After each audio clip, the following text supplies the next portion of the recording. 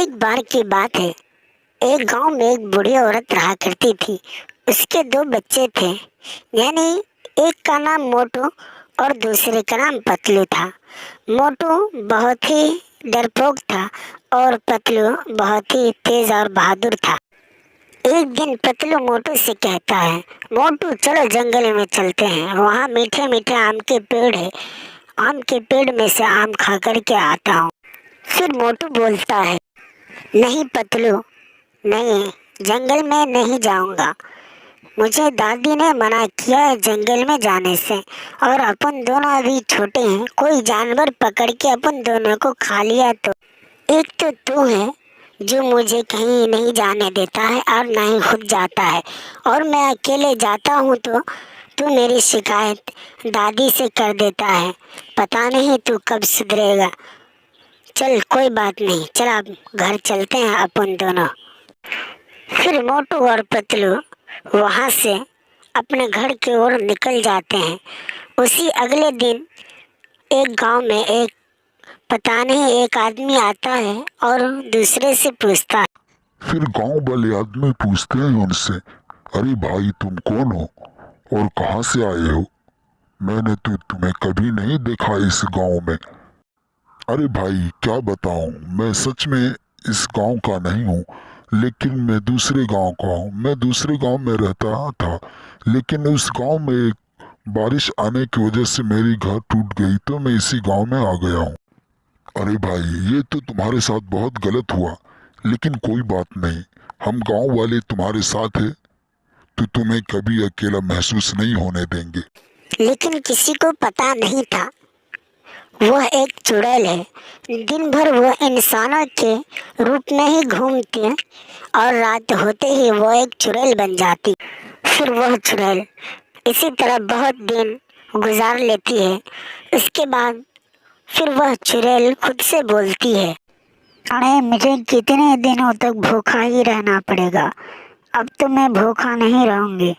पूर्णमासी की भी टाइम आ चुकी है, अब मुझे कुछ ना कुछ करना पड़ेगा। फिर वह चुड़ैल फुरफुरी नगर जाते हैं और एक बच्चे के पास जाकर बोलता है। और जाकर बोलता है, अरे बच्चे क्या हुआ, तुम काहे के लिए यहाँ पे उदास खड़े हो? मैं तुम्हें एक चॉकलेट देता हूँ, वो बहुत अच्छा चॉकलेट है, लो खा लो तुम। फिर वह पतलू बोलता है, नहीं नहीं अंकल जी, मैं आपसे चॉकलेट नहीं ले सकता। मुझे ने दादी मना की है कि किसी से कोई चीज़ मत लेना है। अरे बेटा ले लो, बहुत अच्छा चॉकलेट है, तुम इसे खाओगे तो बार बार याद करोगे। फिर चॉकलेट ले लेता।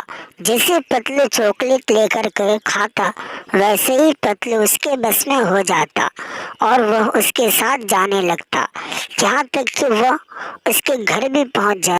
फिर वह इंसान वह असली रूप में आ जाती, वह चुड़ैल बन जाती है। लेकिन बेचारा मोटू उधर पतलू का इंतजार कर रहा होता। पतलू नहीं आता तो मोटू खुद से बोलता है, अरे यार, यह पतलू कहाँ चला गया? मैं ये सब कहाँ कहाँ ढूंढूं? अगर दादी को पता चल गया यह बात कि पतलू गायब है तो मुझे बहुत डांट सुनने को मिलेगी। फिर सुबह सुबह मोटू पतलू को ढूंढने जा रहा होता है तो रास्ते में घसीटा राम मिलता है। अरे घसीटा राम, तुम यहाँ खड़े हो, पतलू को जाते हुए देखे हो क्या? मैं पतलू को बहुत देर से ढूंढ रहा हूँ, पतलू को दादी बुला रही है। फिर घसीटा राम बोलता है, अरे बाबा, 20 साल के तजर्बा में तो आज पहली बार देखा कि किसी को चॉकलेट दिया तो वो खा करके उसके बस में हो गया। वो पतलू उसके ही साथ जा रहा था। तो मोटू सारा चीज समझ जाता है। जैसे ही घसीटा राम बोलता वैसे ही मोटू सारा चीज समझ जाता है। मोटू वहाँ से चला जाता एक तांत्रिक के पास और वहाँ जाकर के तांत्रिक को सारा बात बता देता। और उसके बाद मोटू उस तांत्रिक को लेकर के सीधे चुड़ैल के घर पहुँच जाती।